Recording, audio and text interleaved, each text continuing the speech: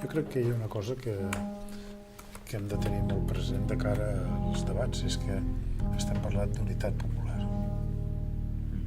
Per tant, tot allò que serveixi com a debat per a aquesta construcció hauria de ser una mica el punt de partida de la reflexió nostra. I això requereix una mica d'anàlisi més fina que agafar quatre coses i dir, vinga, ja hi som, no? Una mica estàvem en aquesta fase de la discussió, més o menys. És al revés, però en lloc de buscar un model i aplicar-los al revés, no? Vull dir, analitzar el que està passant aquí. Això. Aquest és el primer element.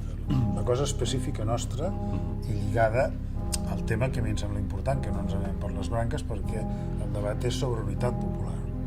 I si s'han d'obrir debats en relació a models de constitució, a principis del nou estat, tot això és que s'hauria de fer ara, no esperar-t'ho, trobar-t'ho fet si el procés va com va l'any que ve. Vull dir que les coses són molt immediates, molt ràpides i això diu sí que probablement l'endemà de la independència no hi hagi res resolt i que per tant sapiguem que es trigarà una mica més, però tenint en vista això, doncs ens trobem una Constitució totalment, no? Ja feta.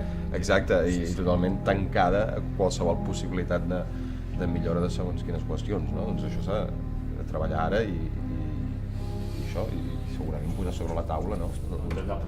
Uns principis allò irrenunciables que ha de tenir aquesta Constitució. Nosaltres estem lluitant, o la gent que s'ha mobilitzat té alguna cosa, vol dir alguna cosa més sobre la societat en què està vivint, que no solament és la independència.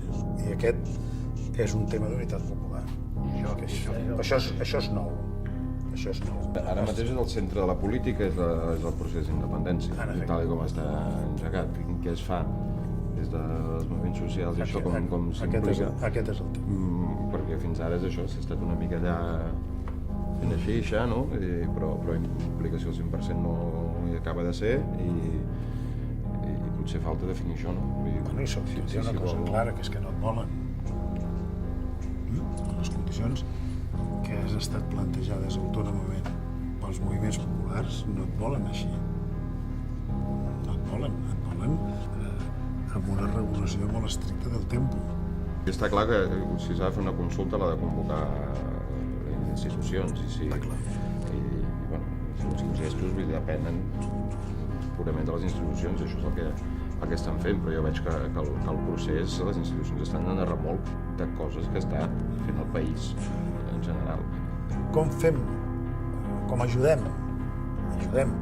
a progressar això des del punt de vista del poder popular enfront d'un poder institucional que té tendència a reproduir-se, a reproduir les seves formes de tancament, distanciament de la gent, autorreferència, desideologització, dependència del poder econòmic, corrupció.